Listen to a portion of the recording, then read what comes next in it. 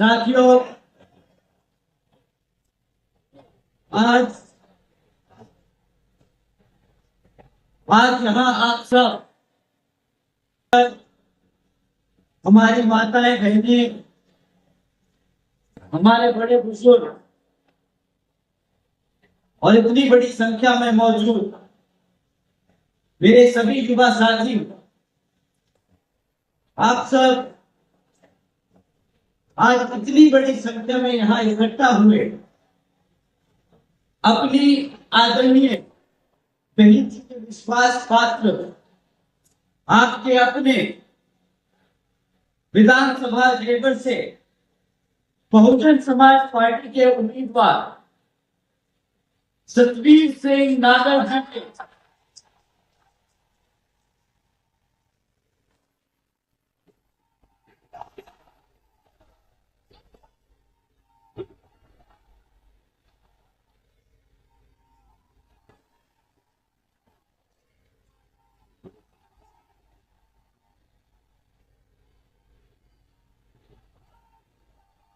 आपके अपने सतवीर सिंह नागर जी के समर्थन में आप सब इकट्ठा हुए, तो आप सभी का मैं तहे दिल से आभार प्रकट करता हूं।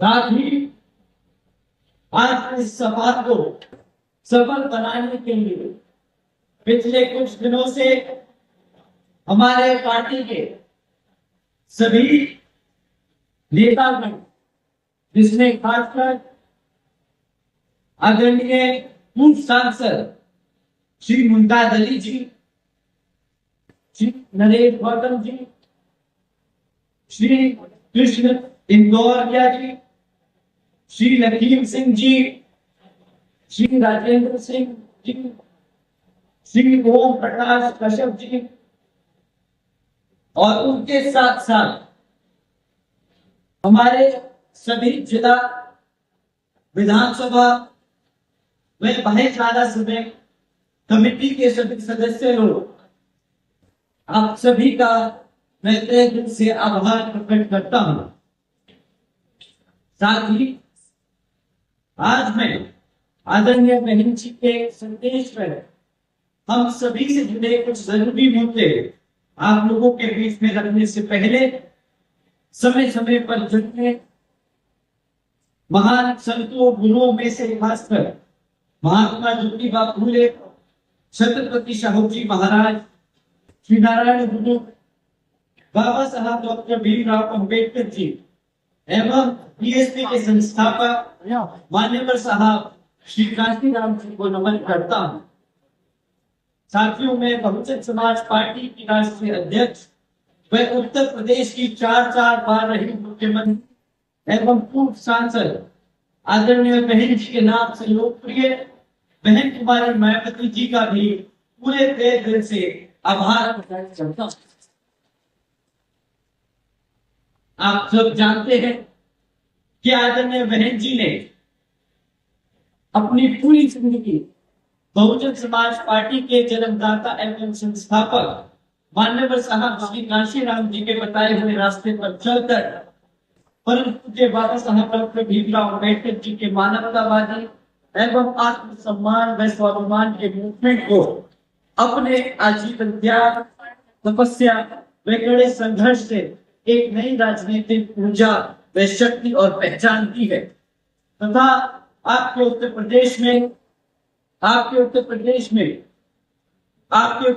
में अपनी पार्टी बीएसपी के नेतृत्व में सरकार बनाकर खासकर हमारे बहुजन समाज के लिए एक ऐसी मिसाल बन चुकी है जिससे प्रेरणा लेकर करोड़ों लोग यहाँ सामाजिक परिवर्तन में आर्थिक तरक्की के इस मिशनरी कार्य से जुड़े हैं। इतना ही नहीं बल्कि मैं खुद भी उनसे प्रभावित होकर बीएसपी मूवमेंट से जुड़ा और उनके पद चिन्हों पर चलकर इस मिशनरी दायित्व व कर्तव्य व फर्ज को अपनी आखिरी सांस तक निभाने की पूरी कोशिश करता रहूंगा।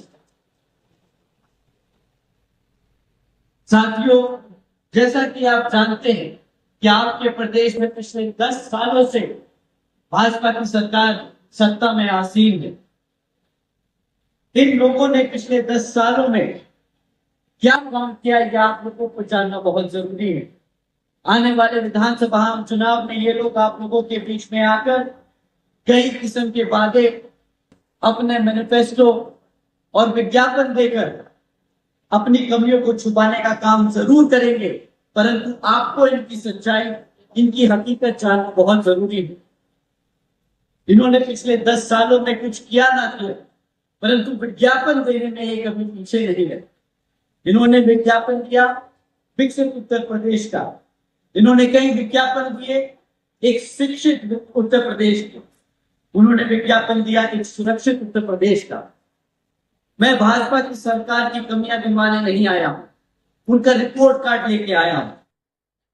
आजकल हम सब जानते हैं कि हमारे युवा कितने युवा बेरोजगार घूम रहे हैं, परंतु वो बेरोजगारी तक पहुंचने के लिए पहले पढ़ाई करते हैं, नौकरी लायक बनने के लिए पढ़ाई करते हैं। रिपोर्ट कार्ड आप लोगों के बीच में रखना चाहता हूं।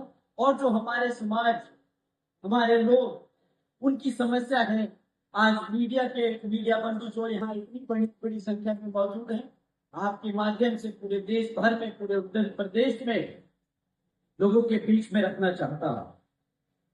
साथियों, पिछले 10 सालों में भाजपा की उत्तर प्रदेश की सरकार ने 7,000 से ज्यादा करोड़ रुपए विज्ञापन लगाकर आप लोगों को गुमराह कर अपनी कमियों को छुपाने का काम किया है। पिछले 10 सालों में 7,000 करोड़ रुपए इन्होंने खर्च किए अपनी कमियों को छुपाने के लिए, परंतु उनके पास पैसे नहीं थे। जब झांसी में सरकारी अस्पताल में जब आग लग गई और 10 छोटे बच्चे अपनी जिंदगी खो गए, उसके लिए इनके पास पैसे नहीं थे, पर अपने विज्ञापनों के लिए इनके पास भरपूर पैसा पड़ा। इनके पास 7,000 करोड़ रुपए हैं विज्ञापन छाप के ये दिखाने के लिए कि हम रोज दिन नौकरी निकालने का काम कर रहे हैं, परंतु हकीकत तो ये है कि 13 लाख से ज्यादा सरकारी पद आज भी खाली पड़े हैं। 7,000 करोड़ हम सरकारी खजाना विज्ञापन देने में खर्च सकते हैं, परंतु जो 13 लाख जो सरकारी पद खाली पड़े हैं, वो हमारे युवा साथियों को नौकरी देने का काम नहीं कर रहे।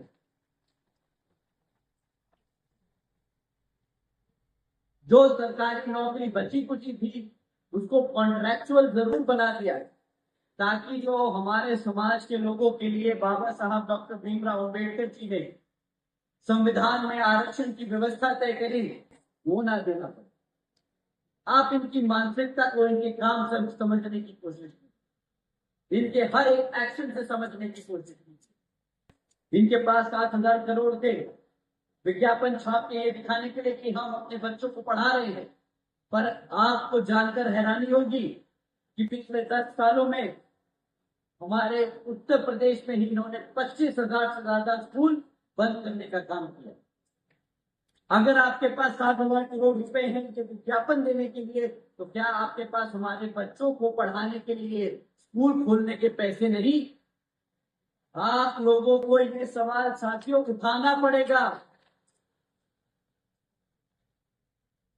तो साथियों, मैं एक एक करके इनका रिपोर्ट कार्ड आप लोगों के बीच में रखता हूं। अगर हम लॉ एंड ऑर्डर की बात करें, पिछले 10 सालों में इन्होंने अपने आप को बहुत अच्छे से ब्रांड किया है, कहा है ये इनकाउंटर की सरकार है।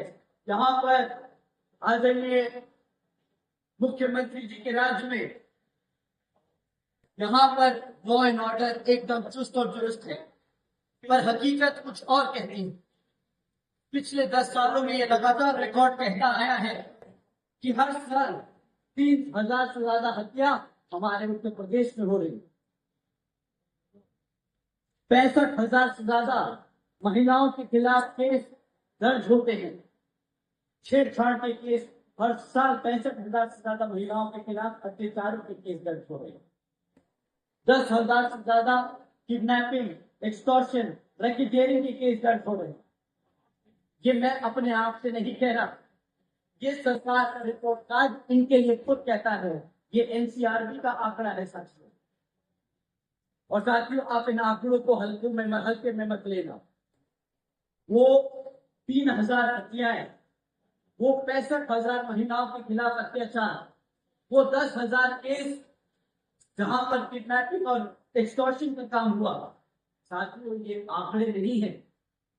हर उस आंकड़े के पीछे छिपा किसी की मां, किसी की बहन, किसी का दोस्त, तो किसी का पिता है। ये आंकड़े आंकड़े नहीं, ये सरकार का रिपोर्ट कार्ड है, ये सरकार की सच्चाई है। जो अपने आप को लॉ एंड ऑर्डर में अव्वल कहती है, ये उसकी सच्चाई है। आप लोगों को एक चीज दुनिया पूरे देश भर में बताना है।